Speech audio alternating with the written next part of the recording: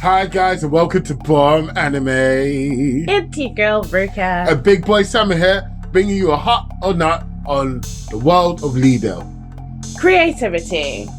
So it's an isekai, so of course you've got a lot of the same isekai sort of tropes. She has been migrated into this game world that she used to play, but it's now 200 years after the events and the world is a lot different to what she was expecting it to be. No Trukkun. She also accepted being possibly dead really fast, like immediately, but because of what she was dealing with, there was some kind of medical issue where she was confined to a bed. It makes sense why she would enjoy being able to walk around and taste things that she's never tasted. She actually mentioned that she only had like an IV drip and she didn't taste most foods. So everything here is like a new experience for her, so I can understand why that would be the case. Yeah, so for creativity, the bombshell that was dropped in the episode that she had children that she kind of forgot about. They're obviously NPCs that she created or whatever. I really like that. It was different. Overlord doesn't have kids. Yeah, they just have NPCs. He had NPCs that he created. Yeah, but it's different in the sense that the system was a foster system as opposed to an NPC creation system. I don't know. It might add a new element to the show, but I think it's like a cutesy version of Overlord sort of thing at the moment. Entertainment. This episode a lot was based, I would say, more in world building. We got to hear a lot about things that had happened during the game world and how it was different to now. The colours in the anime are really vibrant. It's got that whole slice of life feel to the whole anime. So for entertainment for me, I thought that watching it wasn't a drag, but there were parts of it that could have been done a lot better. Her commentary throughout the whole thing was quite funny at times and whatnot. Also, the interaction with her tower, that was quite cool. That was pretty entertaining. The other characters like Lit and her older sister Lori and the mum and so on, having them randomly looking after you without any explanation is quite intriguing. I wanted to see them explore that more. It's really cute and I'm not sure if I like it yet in that sense, but it's really cute and it kind of works. Character development. So for me, I was thinking that the maid service needed to mind their own business a little bit more. It was just a little bit much the way that they were just in everything. I mean, this woman is your senior. Like, she's 317 years old and you want to tell her about where she can and can't go and you don't even know her. Like, that was a bit much. Like, I get it, small town, everyone's in everyone's business, and it was trying to show that they cared, but it just seemed a little bit too overbearing because whatever she was saying, they were kind of like, what's that about? Tell us all about it. Whatever. I really liked the tower. I liked the tower's attitude. It was a little funny. Felt like I was watching myself. Now jokes. Where's the joke? Where's the joke, girl? I don't have an attitude. What? Anyway. What?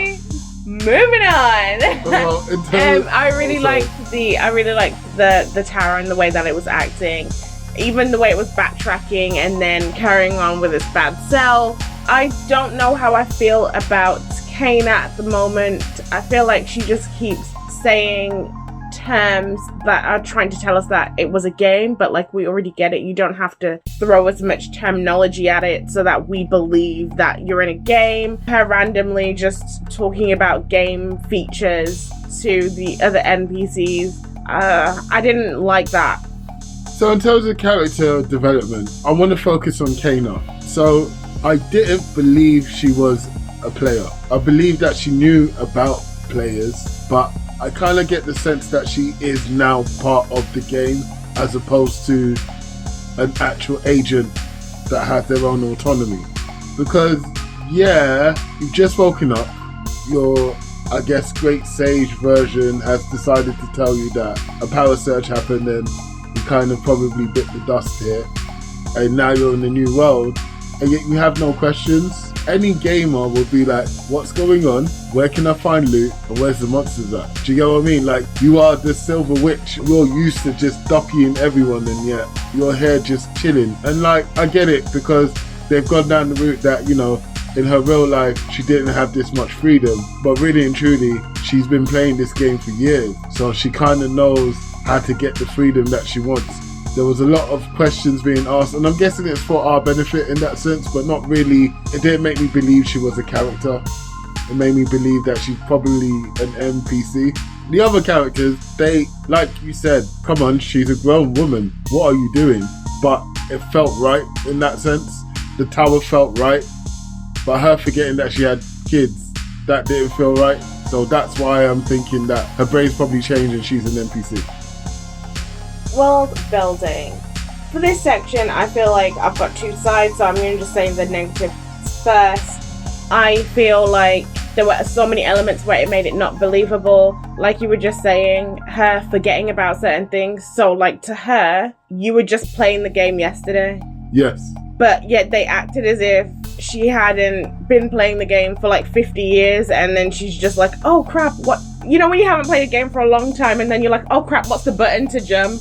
Like, because you've forgotten, because you haven't played it in such a long time. Like, it felt like that, which felt unrealistic because you just potentially died. You literally was just playing this game. Like, you didn't forget. How could you have forgotten everything? And it's almost like they're making her forget so that they can explain things to us. But it's not working well in that sense, because then it makes it feel less realistic. Also, like, the characters are a little bit too much. Like I was saying with the maid characters, it's like everyone's trying too hard to make us believe it, which is making me believe it less. Like, even when Lit came into the room and she was like, is that hurting you? Like, okay, you saw her have the little tiny ball and fly it into the light, and then the light turned on, and your response is, oh my gosh, did that hurt you? Like, okay, you might not have seen magic, but it's kind of obvious that that's magic.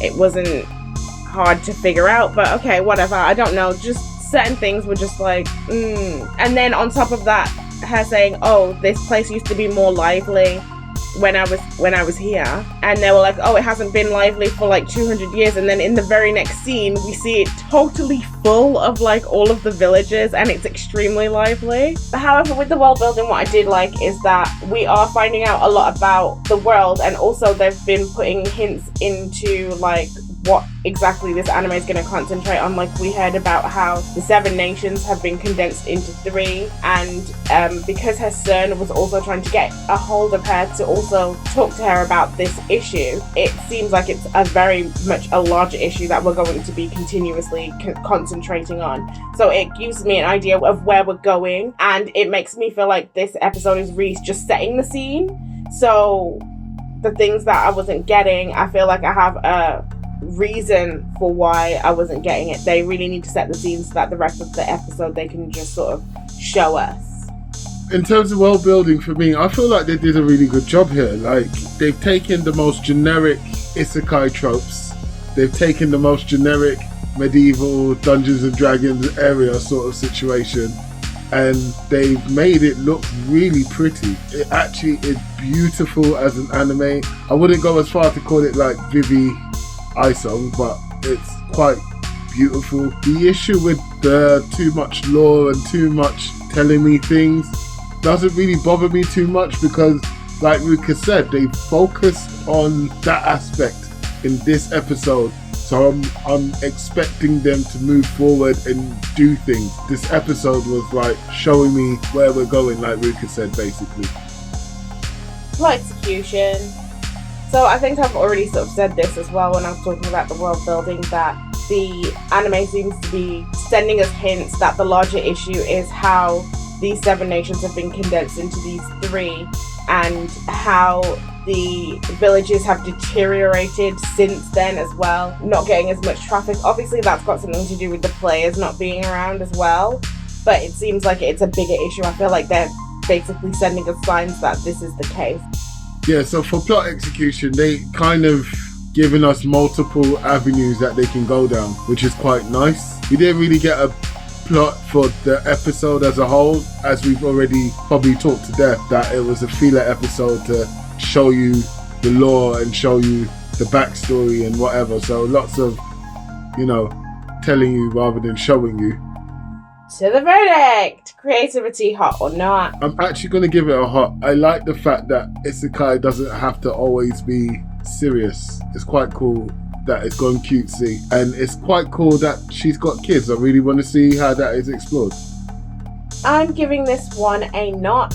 I did not think it was that creative. I felt like it used a lot of things that a lot of isekais already use, but it didn't elevate it in any way, and it just didn't feel new or fresh. Entertainment, hot or not? I'm actually going to give it a hot as well, because I kind of feel like I like this anime. It's weird, but I really feel like I'm going to like it, and I didn't feel like the 24-23 minutes was a drag. I was actually enjoying hearing the story. The jarring things didn't come from the story as a whole, it came from Kana, in my opinion. This one feels like it will potentially be entertaining in the future, but from this episode I did not feel entertained. There was just a lot of things that I found a little bit jarring actually. I didn't think that the humour hit, and so it's a not for me because I just didn't really enjoy it. Things kept coming up that was stopping me from being able to fully immerse myself into this anime. Character development, hot or not? So it's another hot for me on character development, even though I think Kana wasn't done great. She wasn't terrible, but Ki, oh my gosh, Ki was a great character. We only saw her maybe twice. The fact that she reminded me of Great Sage in Slime Tensei was really cool. The fact that she had her owner's best interests at heart. The fact that she was there to let her know, and it's kind of like the background guiding force was good. The maids, I liked them. They were inner. Sorry for all you Americans out there, nosy. But it was quite refreshing to see that, to hear that there's actually still been things happening while she was gone, and the world didn't just stay still just because she completed the game as well. So you can see the effects of on the characters. I thought that was good, so I'm giving it a hot. So with Ki, I felt like that was another thing that I was just kind of confused about, because how does it have knowledge on both the game world and the real world? Enough to be able to say that there was some kind of power cut in the hospital that she was in. It was just like, I don't know. I really did like the tower character. I feel like the MC was not concentrated on enough. I'm gonna have to say that this one is also a not, because it just didn't do enough. The characters where I felt like we got the most from were not the main characters or in it at all very much. World building. So for world building, unfortunately, it's going to be a not for me.